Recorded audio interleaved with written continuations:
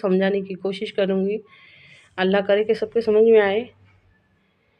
ہمارے بازاروں میں ابھی کیا کیا بکتا، کیا کیا چیزیں، یا تو خواہش کی رہیں گی یا تو ضرورت کی رہیں گی۔ دیکھو، پہننے کی چیز بکیں گی، اوڑھنے کی چیز بکیں گی، اور بازار میں کہ ہر چیز دیکھو، شوشا کی ایک سے ایک دکھاوے کی چیز بکیں گی،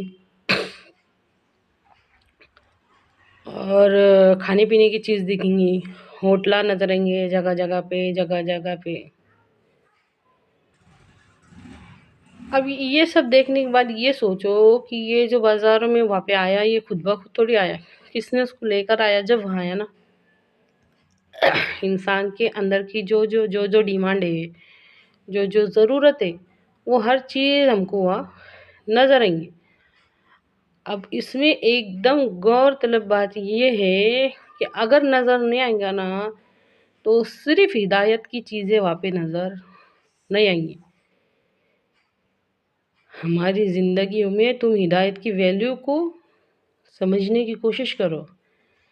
یہ دنیا کے بازار میں ہر چیز ہے، اگر کچھ نہیں ہے تو وہ ہدایت کی چیزیں نہیں ہیں۔ اسی طرح ہمارے گھر میں بھی، گھر کے ایک ایک سامان کو دیکھو کہ ہم نے کیا کیا لائے، بہت چیزیں نظر آئیں گی تم کو، دکھاوے کی، شوشا کی، کھیلنے کی، گیم کی، بچوں کی، ماں باپ کی، جو ان کو ضرورت لگی وہ چیزوں سے گھر بھرے لے ہمارے۔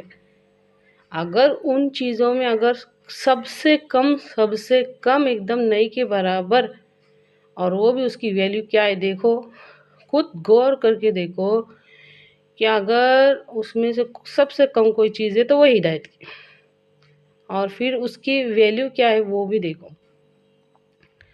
ہمارے رب کے نزدیک وہ بات اتنی بڑی ہے کہ دن میں سے 48 مرتبہ اہدنا الصراط المستقیم، ہم کو سیدھے راستے پر چلا، اور ہم کو زندگی گزارنے کے واسطے سیدھے راستے کی ضرورت نہیں ہے۔